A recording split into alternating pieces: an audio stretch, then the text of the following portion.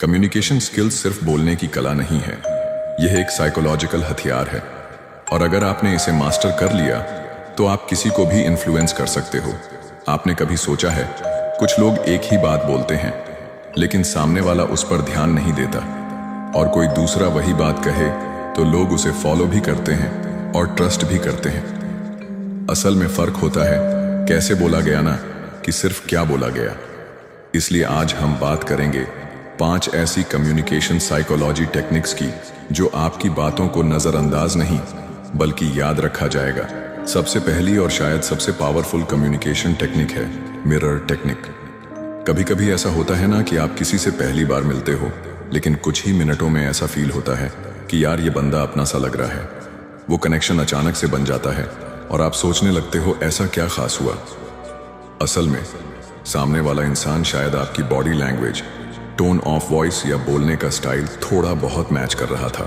इसे ही कहते हैं मिरर टेक्निक। इसका मतलब यह नहीं कि आप सामने वाले की नकल करो कि अगर वह हाथ हिलाए तो आप भी हाथ हिला दो या अगर वो खांसे तो आप भी खांसो। नहीं, वो तो फेक लगेगा। मिररिंग सेटल होनी चाहिए, इतनी सॉफ्ट कि सामने वाला खुद भी नोटिस ना कर पाए लेकिन अंदर ही अंदर उसे लगे कि हाँ यार ये बंदा मेरे जैसा है, इस पर भरोसा किया जा सकता है। उदाहरण के लिए अगर कोई बहुत धीरे और शांत बोल रहा है तो आप भी उसी पेस में रिस्पॉन्ड करो। अगर वो थोड़ा इनफॉर्मल है, रिलैक्स होकर बैठा है तो आप भी थोड़ा कैजुअल हो सकते हो, विद इन लिमिट्स। इससे सामने वाले के सबकॉन्शियस माइंड को यह सिग्नल जाता है कि आप उसकी वेवलेंथ पर हो और ट्रस्ट लॉजिक से नहीं फील से बनता है। यही फील मिरर टेक्निक से पैदा होता है। FBI नेगोशिएटर से लेकर टॉप CEO तक इस टेक्निक को यूज करते हैं क्योंकि इससे सामने वाला साइकोलॉजिकली कंफर्टेबल फील करता है और ओपन हो जाता है। लेकिन ध्यान रखना, ओवरडू मत करना, वरना सामने वाले को लगेगा कि आप फेक हो और सारी कनेक्शन वहीं टूट जाएगी।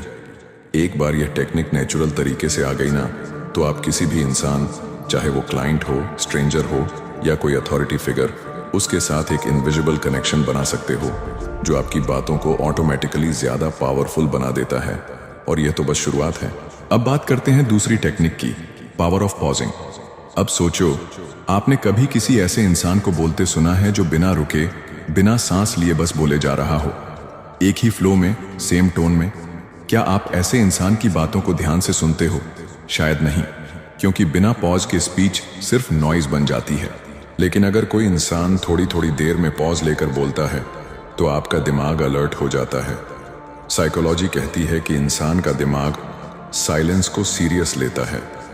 एक पॉज आपकी बात को सिर्फ क्लियर ही नहीं करता बल्कि उसे पावरफुल भी बनाता है। उदाहरण, अगर कम्युनिकेशन में पावर चाहिए तो साइलेंस को समझो। उस पॉज ने उस लाइन को कितना गहरा बना दिया। देखा, वो 1 सेकंड की चुप्पी आपकी बातों में वजन डाल देती है। और यही पॉज आपके शब्दों को, आपके इमोशंस को और आपके प्रेजेंस को और भी असरदार बना देता है। बराक ओबामा, स्टीव जॉब्स, ये पॉजेस के मास्टर्स थे। वो सिर्फ बोलते नहीं थे, उनकी बातों को लोग महसूस करते थे, क्योंकि silence is not empty, it's full of meaning. लेकिन हाँ, पॉज का मतलब यह नहीं कि आप अजीब तरह से चुप हो जाओ।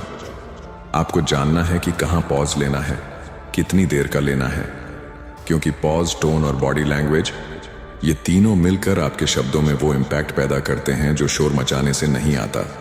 अब बारी है तीसरी टेक्निक की, एक्टिव लिसनिंग।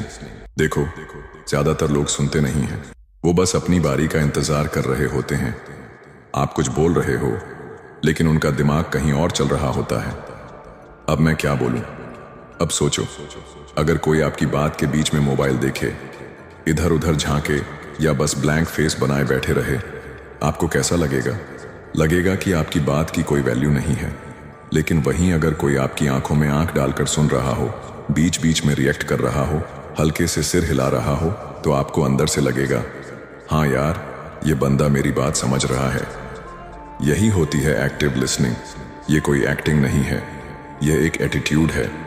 और सबसे मजेदार बात, जब आप किसी की बात ध्यान से सुनते हो तो वह भी आपकी बात को ध्यान से सुनता है। कनेक्शन दो तरफा बनता है। 4, इमोशनल लेबलिंग इमेजिन करो। कोई इंसान परेशान लग रहा है लेकिन कुछ बोल नहीं रहा। आप उससे कहो, लगता है तुम थोड़ा फ्रस्ट्रेटेड हो, सब ठीक है? बस इतना कहना उस इंसान को एक तरह की रिलीफ देता है। उसे लगता है किसी ने मेरी फीलिंग्स को बिना कहे समझ लिया। इमोशनल लेबलिंग का मतलब है सामने वाले के इमोशन को एक नाम देना। शायद ये सिचुएशन आपको थोड़ा एंजाइटी दे रही है। ये छोटी छोटी लाइंस बड़ी बड़ी दीवारें गिरा देती हैं। और अब आखिरी टेक्निक 5, एंकरिंग कॉन्फिडेंस। हर कोई कॉन्फिडेंट नहीं होता, लेकिन कुछ लोग सीख जाते हैं खुद को कॉन्फिडेंट दिखाना, और यहीं से फर्क पड़ता है। सीधी कमर, आई कांटेक्ट और स्टेबल टोन, ये सब चीजें सामने वाले को साइलेंटली सिग्नल देती हैं, I am in control. Confidence एक वाइब है, और जब आप उसे बार बार प्रैक्टिस करते हो, आप उस वाइब में खुद को एंकर कर देते हो। फिर चाहे कोई भी सिचुएशन हो, आप कनेक्ट कर सकते हो, इन्फ्लुएंस कर सकते हो,